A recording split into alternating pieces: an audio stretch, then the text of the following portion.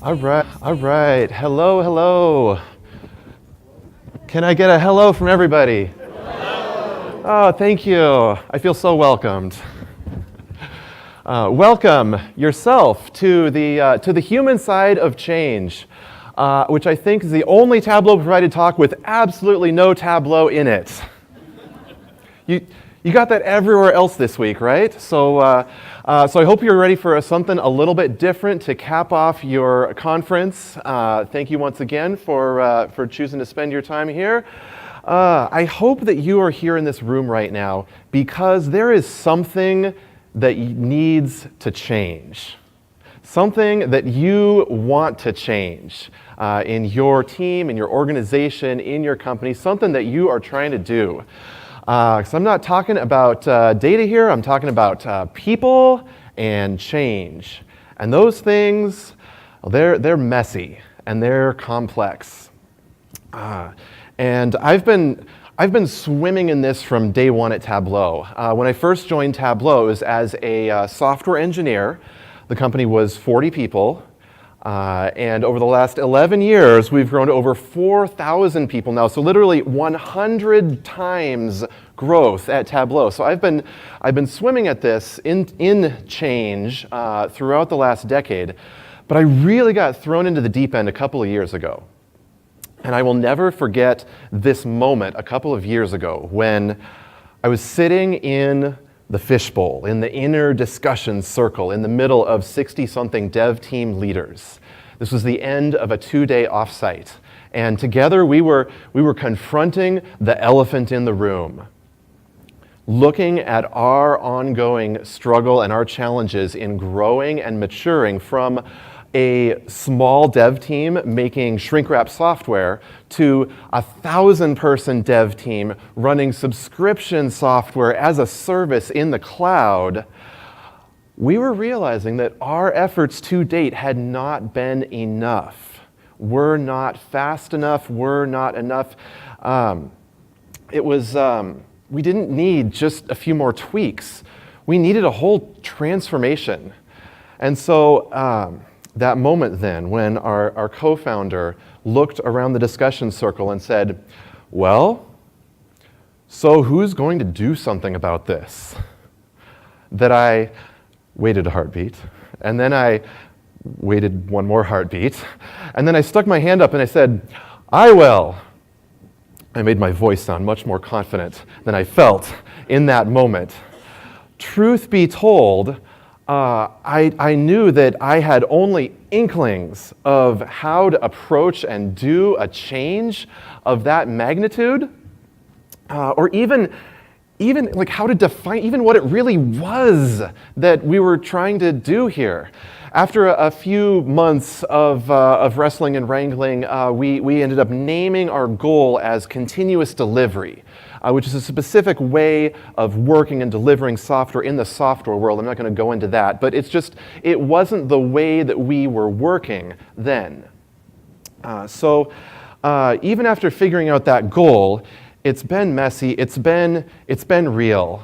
And I'll spell that just to be clear, ITS, no S on the front. It's been real. But my last few years have been full of learning and of failure. Be honest, I fail a lot. And I'll get into why I think that's a good thing later. But failure and growth and more learning and improvement. Your challenge or your path, whatever you want to change, may not look anything like what I've been through or my path, but I hope that we can hit upon something today through this journey that is relevant to where you're at right now.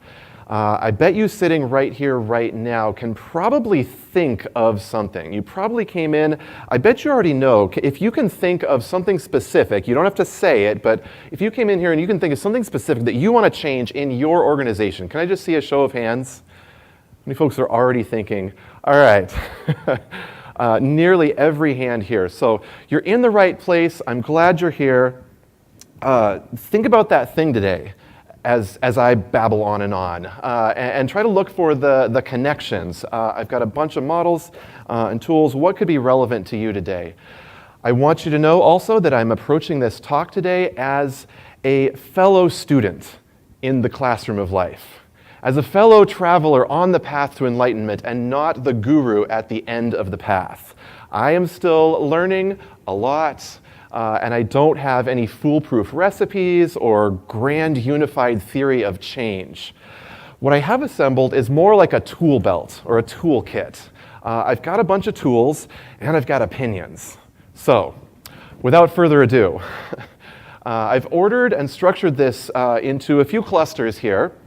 And I've ordered this talk kind of in the same order that I experienced and learned these things. We're going to go from more concrete to more abstract, from more conventional to more cutting edge to super crazy and mind-blowing at the end. At least from my mind. Maybe my mind is easily blown. Your results may vary. Consult a doctor, et cetera. I don't know. So let's dive in with change management. And this is a thing. First, a few notes on this term, change management itself. I have complicated feelings about this term now, and this field. Early on, when I first discovered this, I felt like, oh, yes, someone else has solved this. There is a whole field called change management. Sign me up. Where's my instruction booklet? But now, yes, having been disillusioned and disappointed by some of my experiences, there are no magical incantations that work, and simple recipes sometimes produce unappetizing meals. I question some of the assumptions that have been baked into kind of even the 20, 30 years ago as far as this field goes, kind of the assumptions baked into what it means to do change management. I'll cover that a little bit more in a minute, but spoiler alert, humans don't make good rational cogs in a machine. We're not too logical, or change management, even while trying to accommodate some of that, I've gotten a few things wrong. But anyways, starting in, very briefly, very simply, I want to talk about goals for a minute. There's kind of an acronym soup around goals. You might say something big and grandiose like, we're going to land a man on the moon this decade. And then you might label that and say, oh, that's our BHAG. That's our big, hairy, audacious goal. Okay, great, we know what we're doing. Or you may apply another label of, oh, here's some KPIs. How many folks use a lot of KPIs? This just says, this is an important thing to measure. And these are often quantitative, oftentimes normalized to 100%, so then you can do kind of a progress bar thing with them, tell how far along the path you are to your goal, if indeed that metric is something that fully represents your goal and can't be gamed too badly. But a lot of KPIs flying around, also OKRs, and these are pretty good. Objectives and key results, kind of puts both pieces together. You've got both your objective and how you're going to measure it. And here you usually try to get 3 to 5 key results per objective. Kind of puts together a little bit of a portfolio of metrics that try to provide a little bit more well-rounded balance on capturing the essence of how do you tell whether you've actually accomplished your objective. Inside of our continuous delivery team at Tableau, we decided just a month or two ago now, as we started to talk about 2019 objectives, that we were going to do all of these in OKR format. And the wrinkle that we added on is we're doing these hierarchically. We're nesting 2 levels of OKRs.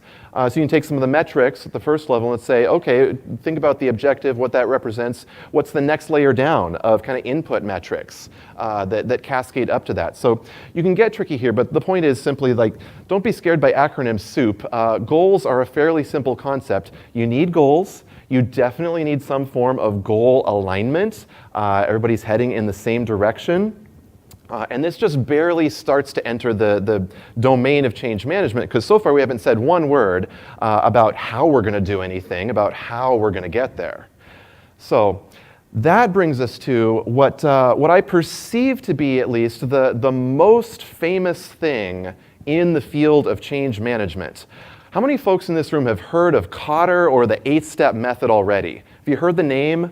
Okay, yeah, 20, maybe 20, 30% hands. All right, so this was published in 1996, so a little over 20 years ago. In my personal opinion, this is good and it was groundbreaking work at the time, but I think it's also no longer good enough. Or I don't have the same level of like excitement as I did. I first read this about 4 years ago. Yes, all right, here's my recipe. Well, sort of. It really opened the door on the human side of change.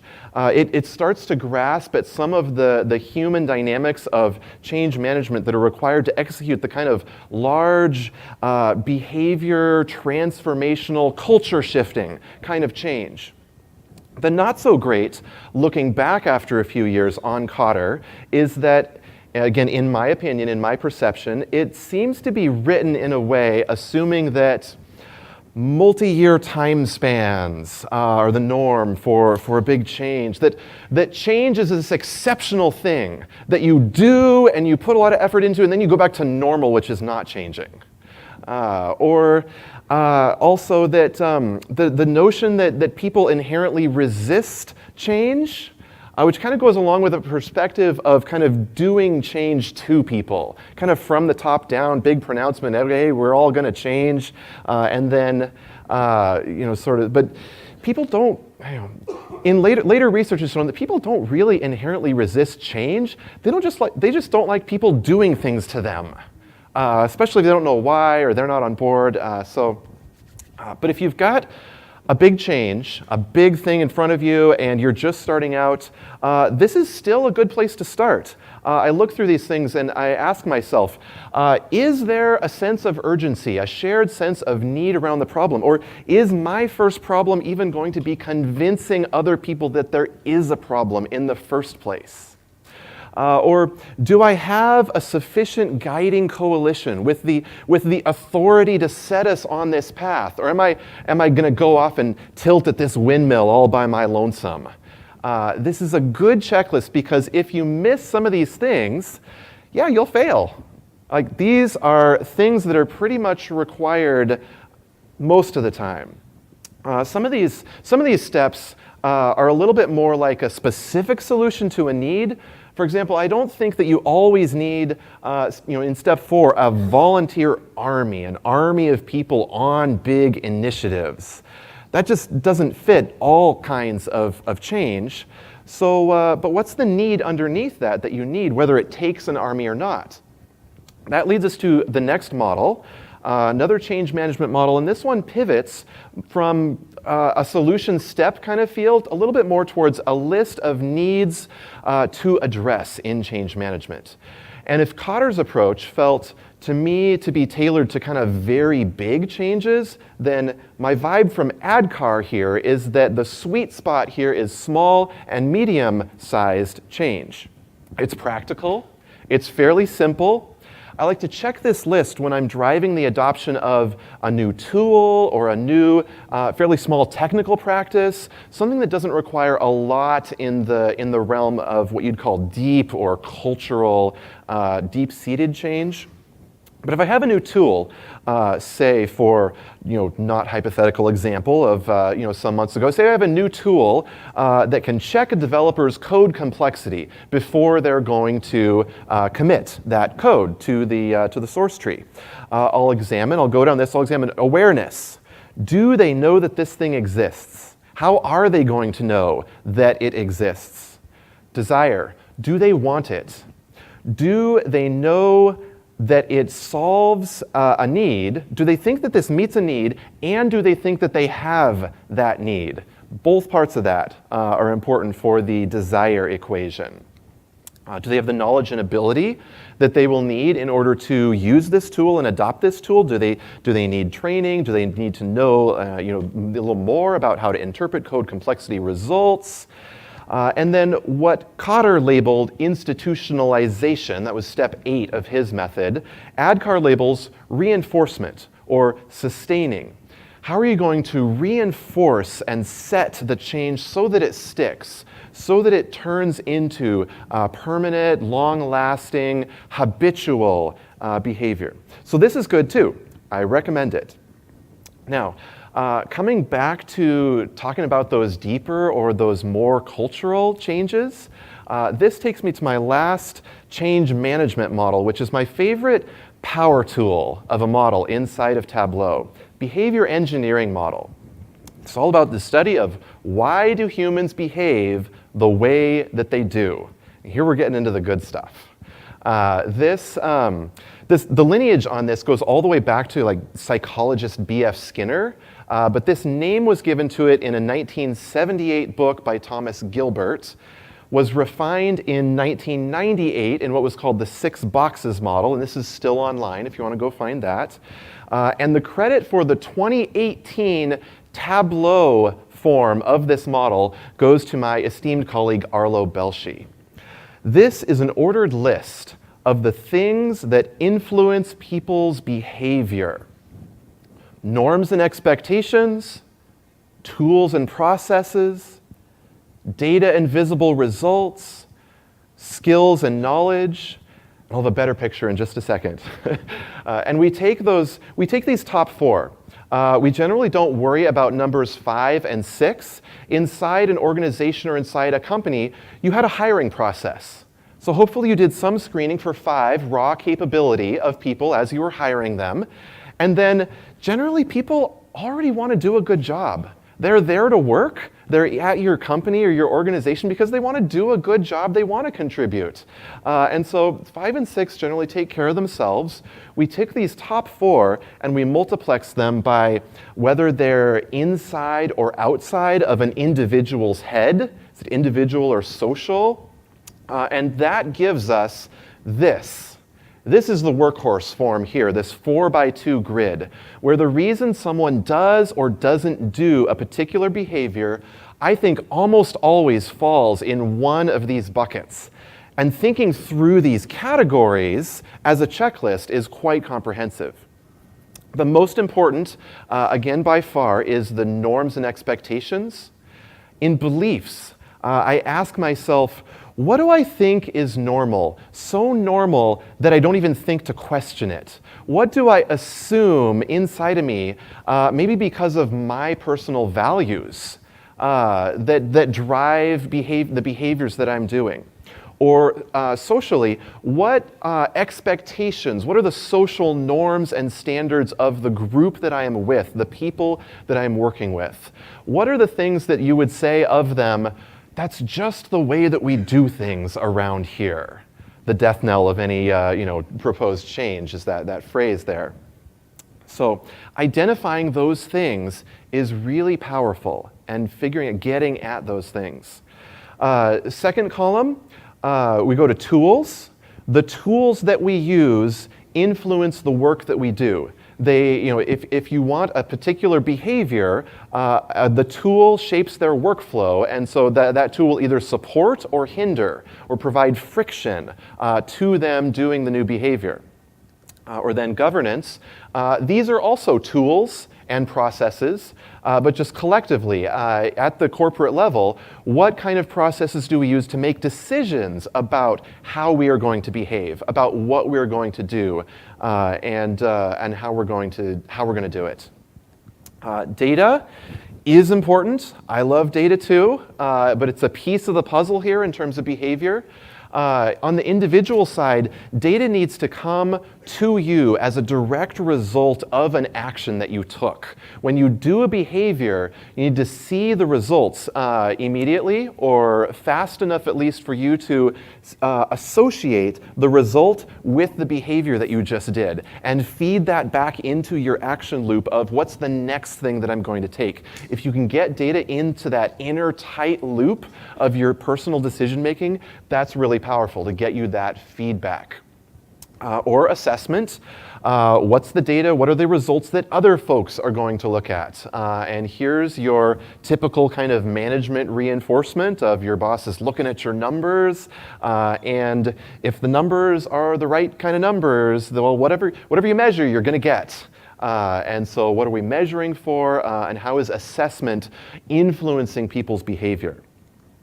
In knowledge, then you're either pulling knowledge to yourself, you know you need it, so how do you get the knowledge that you know that you need, or you don't know what you don't know. and you have to figure out how to get the right knowledge to people in order to support a behavior. So that's a lot, but there's my description of the questions that I ask myself when I use this map of where the influences are on behavior. You can fill a grid, make a blank grid, and then start filling it in with descriptions of what is the current world, what are the things in these buckets that are supporting the way that people currently behave. And then you can fill in another grid for the world as I'd like it to be, with the behaviors that I'd like to see. What would be the things in these categories that would support that new behavior? You can even fill in a grid with experiments of what would I try, what would we change in each of these buckets. Here's a real whiteboard photo that I snapped with my phone in our office in Seattle. Don't worry, there's no trade secrets here. We were examining how to shift developer behavior towards more incremental code refactoring in this picture. So we don't always fill in all of the boxes here.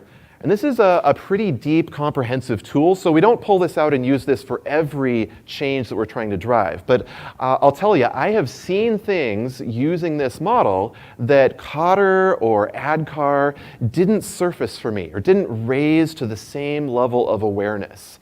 Primarily among them just being staring at that norms and expectations column and thinking about what's really going on and yeah, why. What are the things that are supporting and reinforcing the current behaviors that may not be the way that we want to work?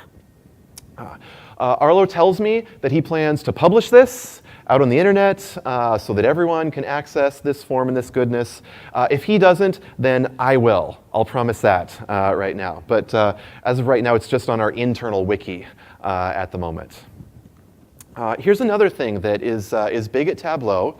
RCA, or root cause analysis. It's hopefully a familiar concept. Something happened, and you try to figure out the real reason why. I imagine, how many folks have heard of RCA as a concept already? Okay, most hands. Keep your hands up for a second. Of all the folks who have heard of it, how many of you have participated in an RCA activity? Keep your hands up if you have. Okay, most of you have. All right, awesome, great. That is permeating through multiple industries. In the Tableau dev team, this is our strategy for reducing our defect stream, the software bugs that we write and then have to catch.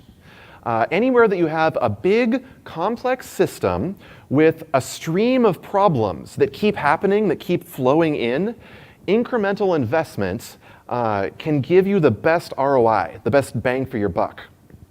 So we've customized this here. First, we made a simple, lightweight RCA template. 3 questions that, without doing a full 5 whys analysis or fishbone diagram, there are all sorts of ways to attack RCAs, helps us to point at the hazards in the system. You'll note that one of these questions, the questions are first here, what set us up to make the mistake? What made the mistake harder to find? What made the mistake harder to fix? And you'll notice that one of these questions is not, whose fault was it? The knowing nods, hopefully most folks know a core principle of RCAs is that the human was not the problem. It was the system that induced the human to make the mistake. If you blame people, that's like saying, my car was damaged because I drove it into this pothole.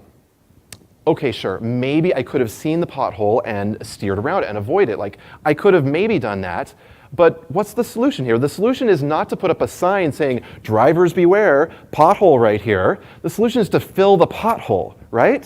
So the folks don't even have to think about avoiding it. These 3 questions help us to point at and identify the hazards. And even in this simple form, I want to say you always want to go 2 or 3 levels deep. Don't stop at the first level. Ask why that happened, and ask why that happened.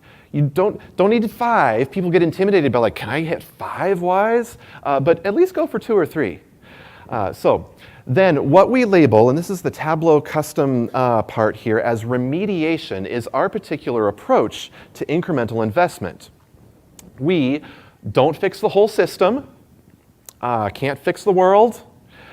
We decide based on the impact of that particular problem how much to invest in incrementally improving the hazards in the system.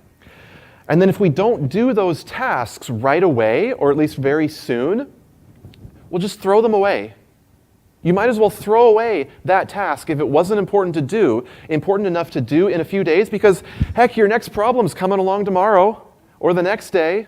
And so over time, this approach to time-boxed incrementalism can guide your improvement effort to be invested in the best way possible, all in, and this is key, a distributed fashion with no central planning, because it's guided by the data. It's guided by the problems that are happening. If you didn't get to some remediations and the problem happens again, well, you'll work some more on it because it happened again. And if it doesn't happen again, well, you saved yourself some work that would have been unnecessary. You figured out where to stop dynamically. So I think that's a really cool aspect of this approach. And all it takes for it to work is that you have a situation where each time a problem happens, you can do something, a little something incrementally to make the world a little bit better, to make the problem a little bit less likely to reoccur. And then you can use this kind of approach. I think that's really cool. There are a lot of resources on doing good RCAs, but talking about this remediation aspect, I'll say, is another thing that we do intend to publish out at some point. All right, so far we've been talking about change management. Many times we do already know what needs to change. Next I'm going to talk about how we got there in the first place.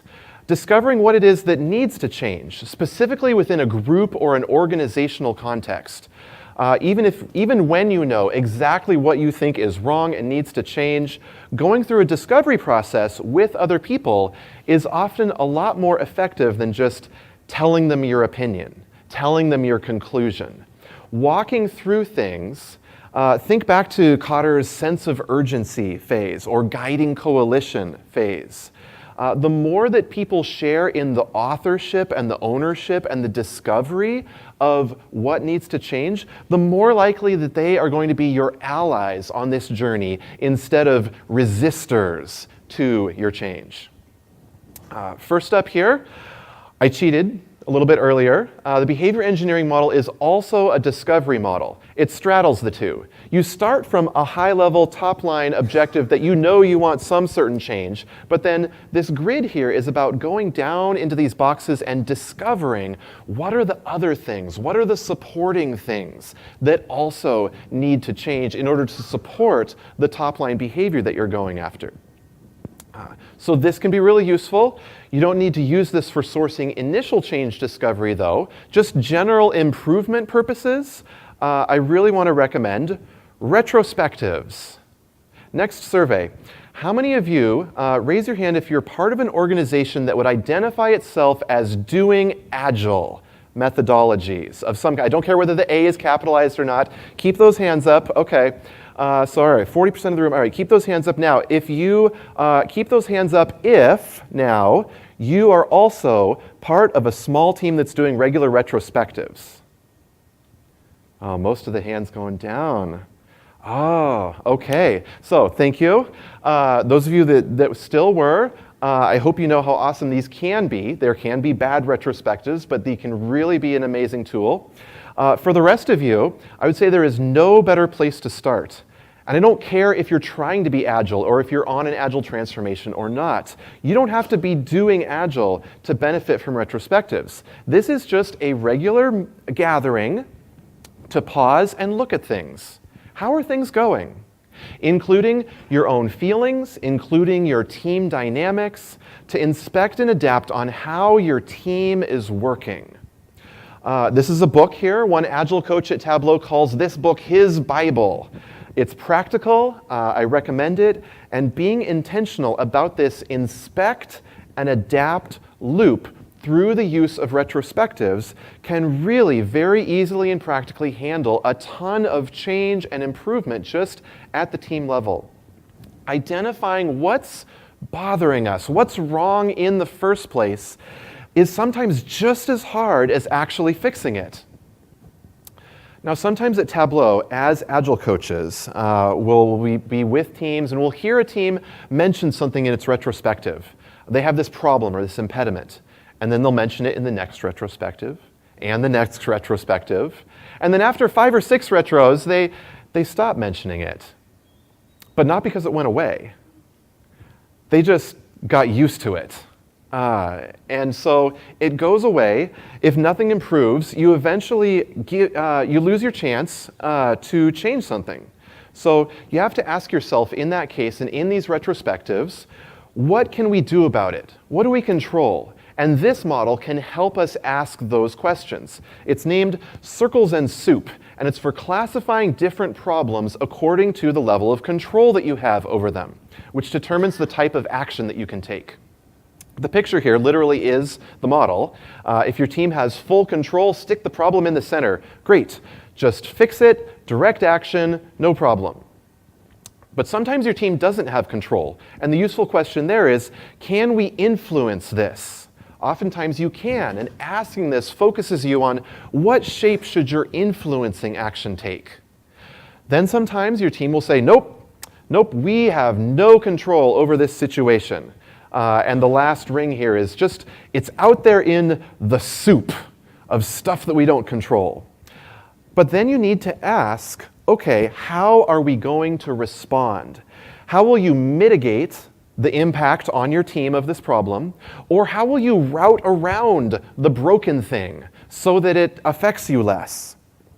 I saw one Tableau team stare at a problem of a code testing framework. And they felt that this framework, which they use, and they write tests that use this framework, they felt that this framework was blocking them from getting the value out of the tests that they were writing. Reliability issues. They didn't own the framework, and they felt that they weren't getting any traction. So they were asking this other team that did own it. They felt that they weren't getting any traction with help from this other team. So after a long while, one person finally says, you know, I'm sick of this. What if we just, what if we quit using this framework? And another person said, can we do that? Are we allowed to do that? I don't know. And then, well, why not? And they started talking about what they did control or what they could control. Oh, what if we could take all of these and move these to ABC? Oh, no, we'd still need a bit of X, Y, Z. And long story short, they ended up in a position where they decided to move 90% of these tests to a smaller form that they had more control over. And they left about a dozen of these tests in the framework. And that was the right balance for them.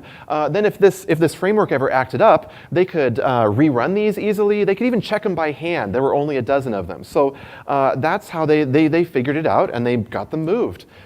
Folks, they had lived with this problem, with this friction for multiple years before just having this epiphany and deciding to do this. So don't sit there stuck. Ask yourself the right questions about what do we control, what kind of control, do we have, and use it. Another discovery tool, and this is super common at Tableau. We use this all the time. This is called structural tension.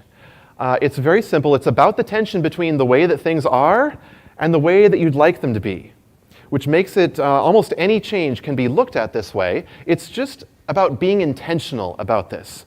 Go and write down, what is the ideal state? Do it as a group. Get together at a whiteboard and write it up on a whiteboard together. Then write down, what is the current reality? Write those things next to each other. Compare and contrast them.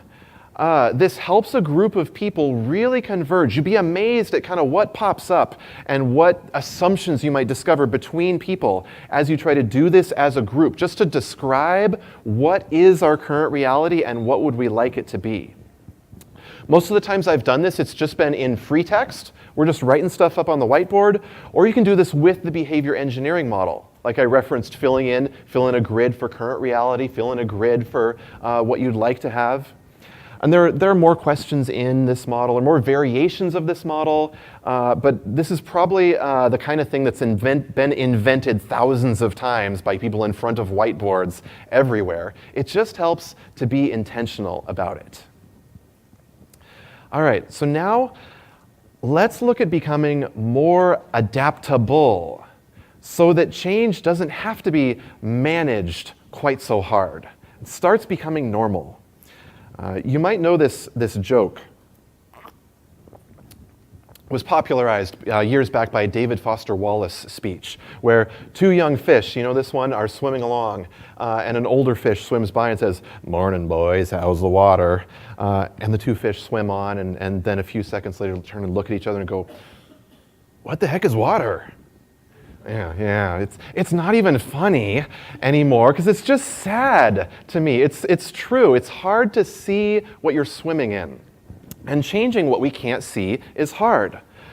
Some of those things are even the way that we look at change, the way that we go about change. When we can lift something, anything, out of the environment, start to see it, name it, it starts to become an object, we start to see the water that we're swimming in, and that changes our assumptions about what is possible, what's a fixed part of our reality, and what's movable. So here are some things that we can change about change. All right, first up, I cheated again. I already told you one. Retrospectives give us change discovery, and they're a mechanism that changes how improvement feels. Turns continuous improvement into a social norm. Remember that first column of the behavior engineering model? A social norm of inspect and adapt. Practice regularly makes it normal to ask, how could we be better? How could we be even more effective? Any impediment to team awesomeness becomes just as a norm, a target for seeing it, identifying it, questioning it, and removing it. And that is a powerful team norm of change and continuous improvement. Speaking of teams, here's some data on effective teams. And you heard the keynote speaker, Adam Grant. You heard Adam Grant reference this morning.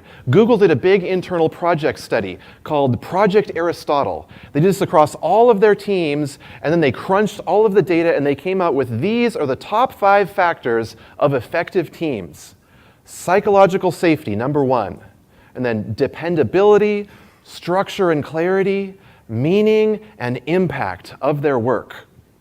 And Google said, I'll quote, "Psychological safety was by far the most important dynamic of effective teams." Effective teams are safe teams where people feel safe to take risks and be vulnerable with each other.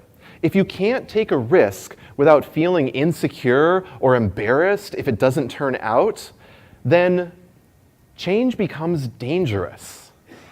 Improvement is actively avoided. Effectiveness is constrained. People feel boxed in and are unable to utilize their skills and their strengths. All right, so how do you bring safety to a team? Google recommends 1, frame the work as a learning problem, not an execution problem. 2, acknowledge your own fallibility, and do that by 3, modeling curiosity and asking lots of questions. Great. All right, but let's look at number 1 again. Frame the work as a learning problem. What this means in my interpretation is don't optimize for results. What? We don't want results? What? Crazy? No. I mean, don't optimize for first order results. Optimize for learning.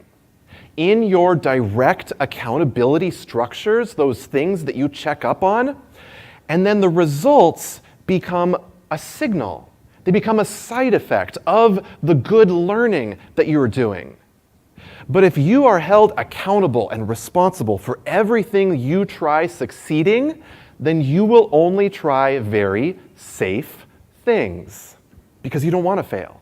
But if you are responsible for learning, you can celebrate both the learning in success and the learning in failure of any given experiment or thing that you're trying. And if you're responsible for that, you end up magnifying your ultimate success and those results. Kind of paradoxical to focus less on the results in order to improve the results by focusing on the learning. All right. This is exemplified by the lean startup movement.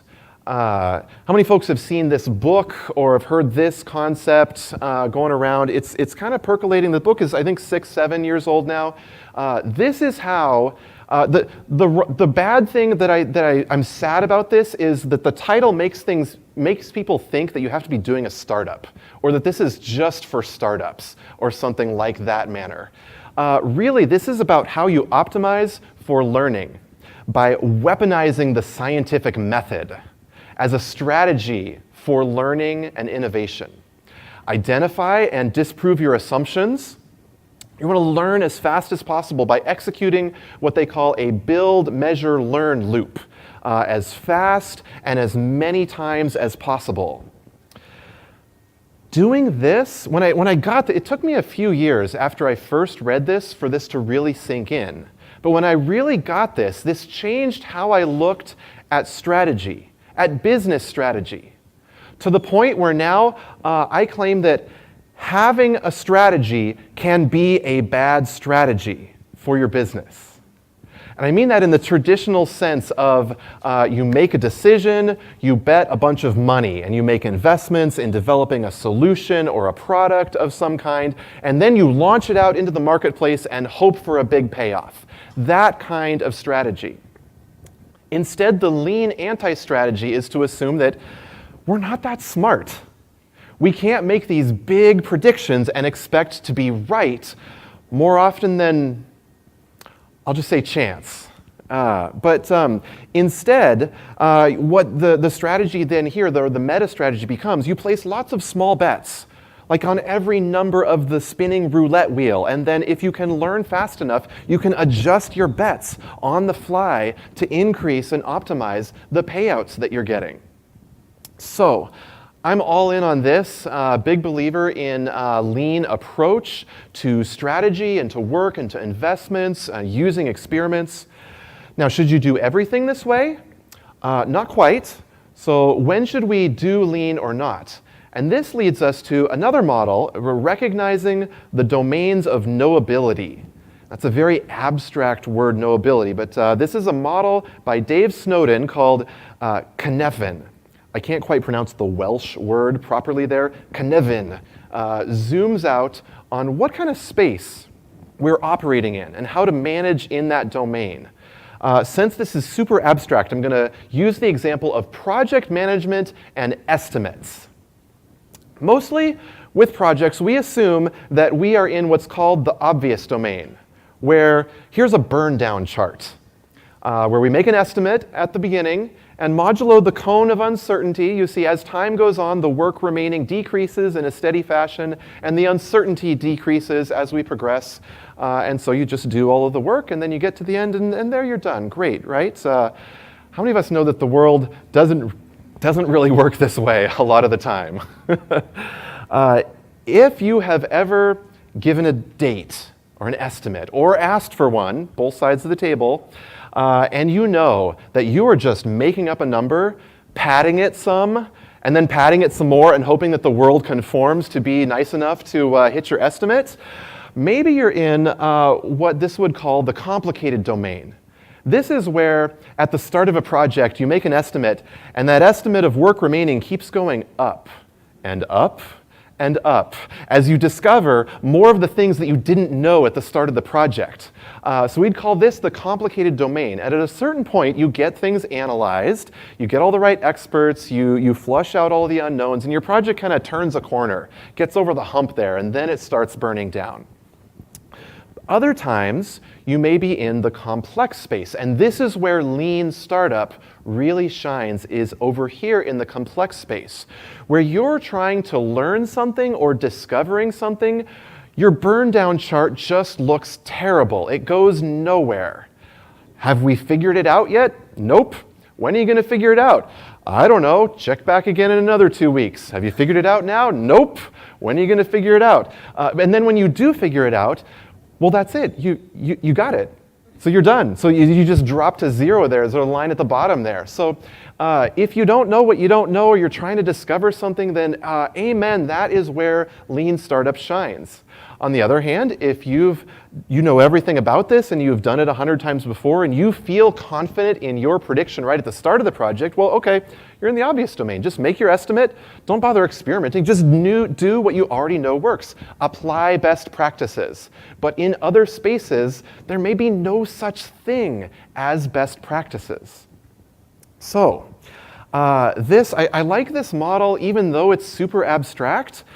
Just thinking about where are we? How much can we know about our current situation and about our current goal? Do we know what it takes to get there, or are we going to have to discover along our way?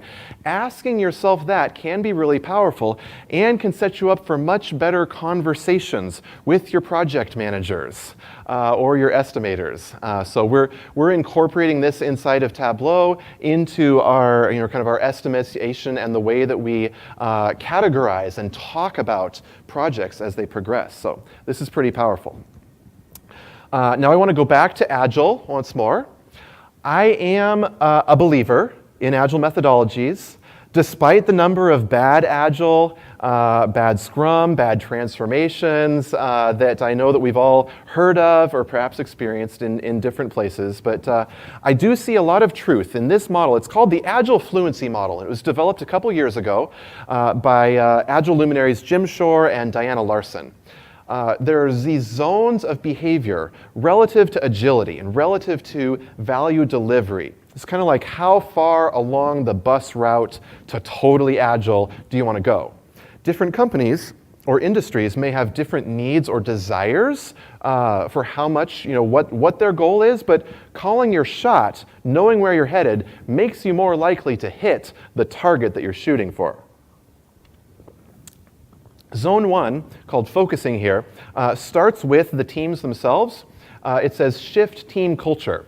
Let's have a daily stand-up, let's do sprints, let's write user stories, let's do retrospectives, let's get our teams focusing effectively on the value that they're delivering and how they're operating. It's okay to do this. This is good stuff. And if you want to stop here, that's great. But I think bad Agile is what happens when you do this and stop here while thinking that you're going to get or go a lot further. But Zone 2 then is about delivering value well, improving team skills, continuous improvement in your execution of delivering value. For software in my world, this is where XP, extreme programming, if anybody's heard that in the software world, it applies techniques such as pairing, pair working, and mob even more. Mobbing on the work to bring knowledge transfer and knowledge sharing across people, develop team skills across the team, and build up the flexible capacity of the team to be more agile. Zone 3 then is called optimizing. I know I'm blowing through this. There's more, you can go and research this. Zone 3 is called optimizing value. And the little text over there says, shift organizational structure. Uh-oh. Org chart, now we're getting serious. If you optimize your organization for agility, you may find yourself slicing your org chart differently to where you put sales and marketing and product development all together on a team or on a medium-sized team. You start to create, this starts to look like, we're making little startups, even if you're doing within a bigger company. Now, you may not need or want this for your company, or your organization, but it's kind of my opinion that this zone, in conjunction with the first two zones, is the power of it is such that this is kind of why Agile became such a big thing in the first place, and why more and more companies are seeking to move to Agile methodologies to capture that flexibility and that adaptiveness. Last thing on Agile, and not to put myself on par with those other thinkers or to name something after myself, this is just literally my own opinion of what it takes to be successful with Agile methodologies in your organization. You need these three parts, I think. Agile teaming, Agile engineering, or whatever kind of work you're doing if it's not engineering, and Agile leadership. When we started our Agile journey at Tableau several years ago now, we kind of made the mistake of starting just with the teaming. without changing how our leadership operated, without changing how we made decisions, without changing how we planned our work. And when you do that, I think you'll find that you kind of run into a wall. The teams run into a wall where they can no longer remove the impediments that they're facing because they're bumping up against organizational barriers, the way that things operate outside of their control. And that a company can get stuck there until they bring all three parts of this triangle, in my opinion, online and into alignment. All right, and since Agile is an entire industry with hundreds of books and thousands of consultants, I'll ease up on pretending that I've solved or made any great contribution here, but there's my opinion. All right, finally, last section. I want to talk about consciousness and complexity and culture. I believe that workplaces and organizations could be radically different experiences, full of joy even, full of personal development and growth, and a dynamic adaptability where change management ceases to be a thing that you do or even think about, instead just becomes a way of being. I also believe that this does not need to come at the expense of effectiveness or profits. And at Tableau or elsewhere, I am all in what I've discovered in this section. Until I succeed or they drag me away in a straitjacket, this is how I want to work. And this is the kind of place that I want my workplaces and my organizations to be. So that's my aspiration in my career now. To do this, we have to go deeper inside of ourselves, because this story starts in the land of developmental psychology, the field of adult development, which started about 40-something years ago by recognizing that adults keep growing in psychological complexity. Not necessarily like physical brain structure, but in psychological complexity, we keep developing and growing throughout our lifetimes. The academics have mapped out models of developmental stages with plateaus and transitions that people tend to grow through. Now, no stage is right or wrong, and I will tell you right now, being more complex definitely does not make you happier by any means. But each stage does take things from the previous stage and brings them in from the environment where you're subject to them and makes them objects where you can reason about them. So it's a bigger canvas to play with more objects, more complexity. So that's the subject to object shift. It was coined by Robert Keegan. This is his model up on the screen right now. There are a few different models from different academics, different levels of granularity, but all of these developmental models are congruent. They all line up with each other. They just have kind of different levels of detail. So Keegan would say there's the socialized mind, where my self-identity comes from the social community around me. The relationships I have define me. I follow the social norms and the rules, and I play nice, and I get along with people, and that's where I derive my value, is being a good a team player there. Then most adults transition at some point into the self-authoring mind. Probably most people in a room like this would be here in this self-authoring stage where I now know what I stand for. My identity is defined by my values, my purpose, my mission in life.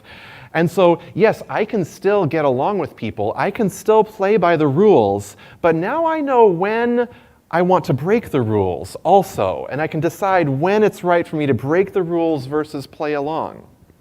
And then, much more rare, Keegan labels the self-transforming mind, where that goes from having a self-defined identity to having multiple of these that can even be self-contradictory if you're holding them all in yourself, kind of paradoxical at once. But then we adapt and we use these different identities in different contexts as they're more appropriate.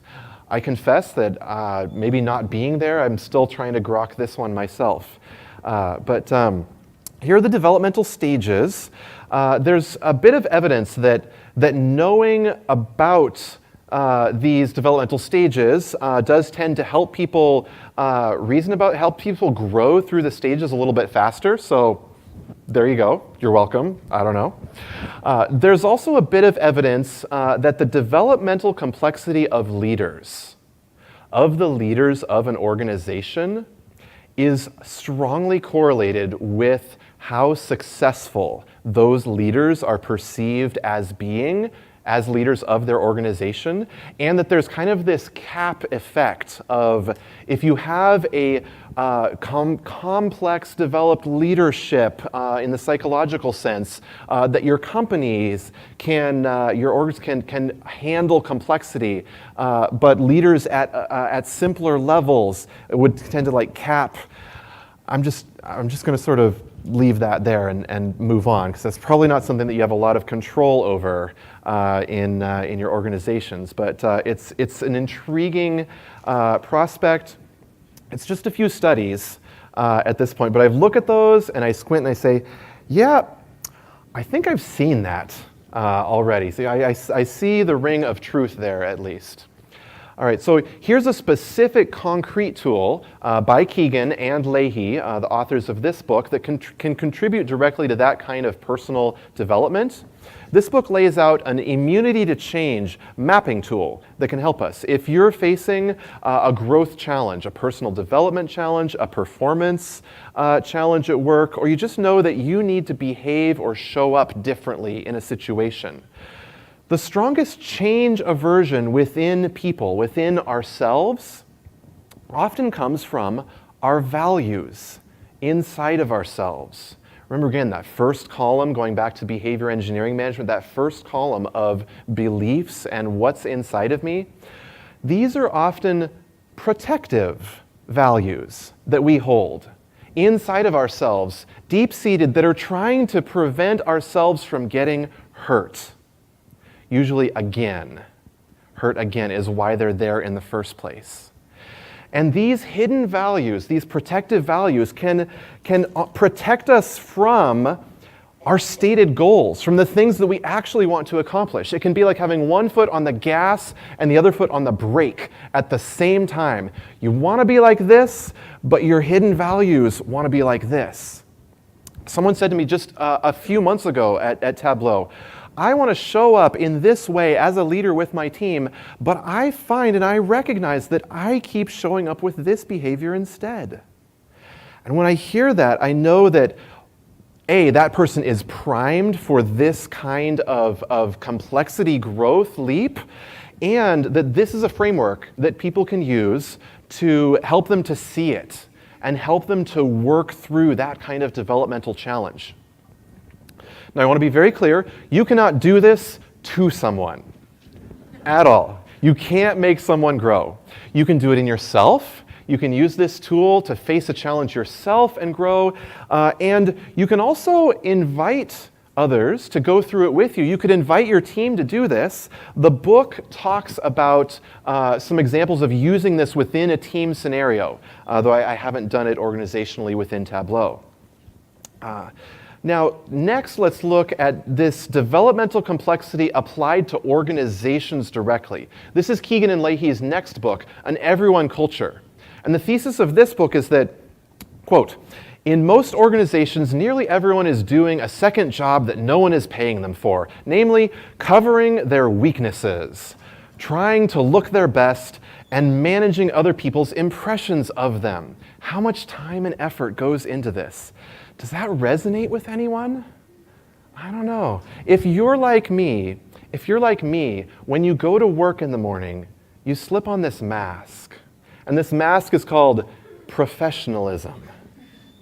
Which, being a professional is a great thing, but what does that mean? And I find that to me, professionalism means oftentimes pretending that we don't have emotions as people, pretending that we're purely logical in the work environment. And most of all, pretending that we have got all of our stuff together already. Am I right? So what this book profiles is how to turn that around, how to turn around from guarding weaknesses to building strengths. What if a company did everything in its power to create a culture in which everyone could overcome their own internal barriers to change, remember immunity to change, the last slide, and use errors and vulnerabilities as prime opportunities for personal and company growth? When I think back to lean startup again and optimizing for learning, I start to think, gosh, why don't we do that for people too? Why don't we optimize for personal growth and learning, as well as learning in our work and in our business? This book profiles 3 companies that are doing it. And to me, the biggest characteristics, the biggest takeaways that I got out of these companies' stories about being deliberately developmental organizations are people development and profitability are not in conflict. These companies cite the work and the time that they invest in personal development as one of their chief drivers of profitability and business success. That you can bring your whole self to work, that you can be a human at work and share, gasp, your weaknesses at work. And to the point where everyone knows everyone else's growth edge, their developmental edge is their name for it, and visibly supports each other's learning and growth in a high-trust environment. And these companies are intentional about the practices and the culture that supports this way of being, because this is not easy to shift to this kind of culture of transparency and honesty and vulnerability.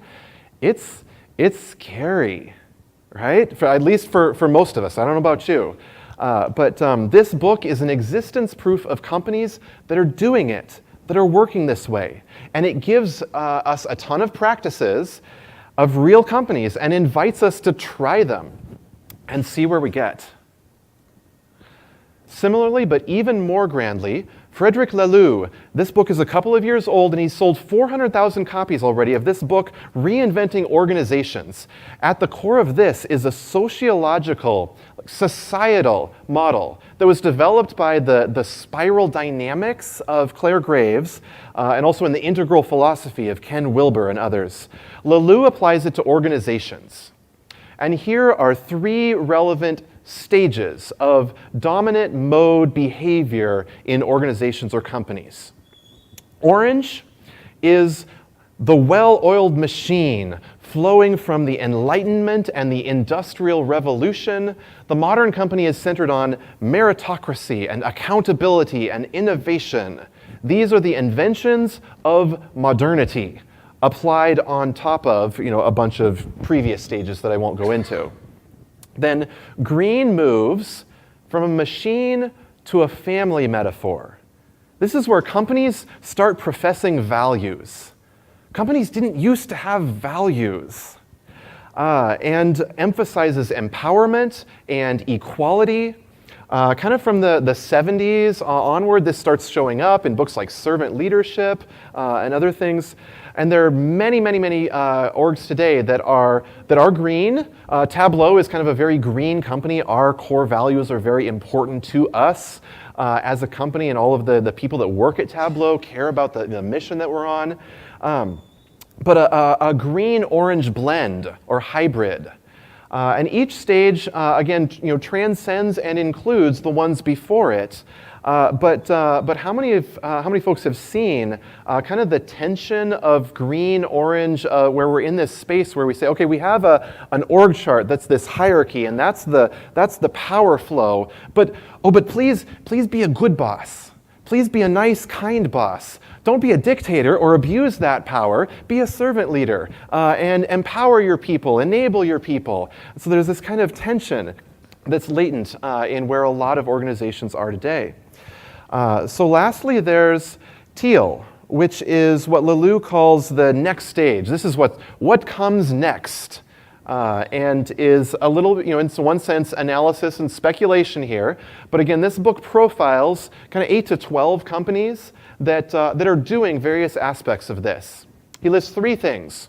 One is self-management. Yes, that's what it sounds like. Takes the whole management org chart hierarchy and collapses it down into each individual, and then replaces the decision-making hierarchy with other, more flexible structures. Wholeness, just like Keegan and Leahy were talking about on the last slide, wholeness, being a human at work, being able to bring your whole self to work. And lastly, evolutionary purpose.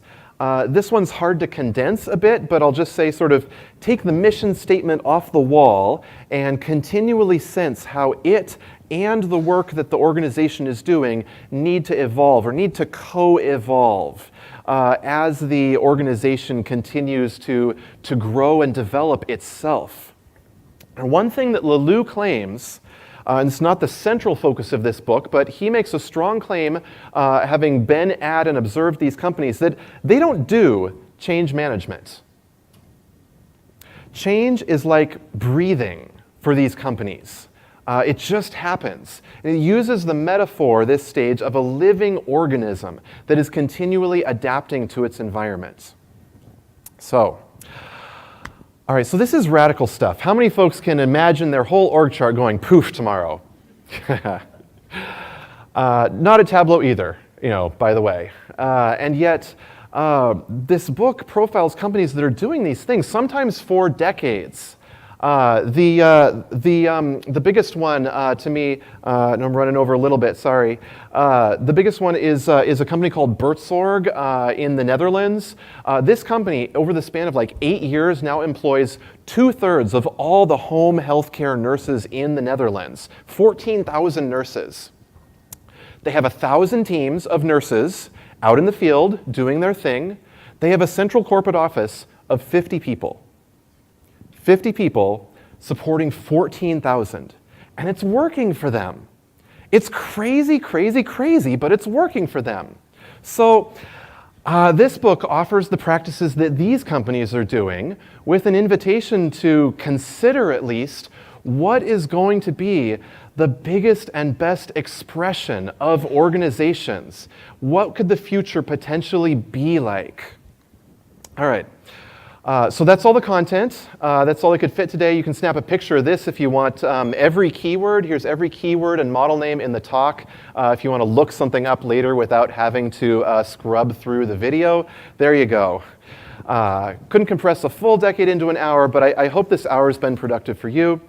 I want to leave you, before you go, with one more thing. One final word before you walk out of here today. We got it? 3, 2, 1, click. All right. So the word that I want to leave you with is mindfulness. And if you hear that, you maybe say like, oh, maybe that's a bit of a theme a little bit for me today it's popped up in this talk. The practice of noticing what usually goes unnoticed. Expanding your awareness to observe the things that we normally just don't question, we take for granted, just our assumptions. You already have the courage to try to change things. That's why you're here in this room today. That's why you're trying to change things. But I would exhort you to look at what are you seeing and focus not just on executing change well and doing change management well. Yes, that's necessary, that's crucial, we need to do it, but also to grow in seeing social norms, seeing constructs, seeing opportunities. Mindful systemic awareness, not just self-awareness, can help us to see and expand and become bigger and able to hold more complexity in ourselves as we strive to meet the challenges of an ever more complex and fast-paced world. So mindfulness can be a superpower in this social world, in our society. The world needs to change. We all know that in so many ways. And so much of what happens, so much of system effectiveness comes not from individuals being smart or competent as individuals, but it happens in the we space, in the spaces in between people, in the interactions and the dynamics of the relationships inside of the system. So, our organizations need more mindfulness. Our organizations and our society need more change makers. So, thank you. The more of us that there are growing and seeing and trying to shape society, the better off that we will all be. So thank you once again for being here. Good luck driving change in your own organizations. If you can fill out your session survey as you're on the plane or whatever, we would love that. This is the world premiere. I'd love to know that did this bomb? Was this terrible? How can I make it better for next time? So thank you for filling out the session evaluations. I'll be here up front if you want to talk or hang out. And you can reach out to me if you'd like on Twitter, LinkedIn. Thanks once again. Goodbye.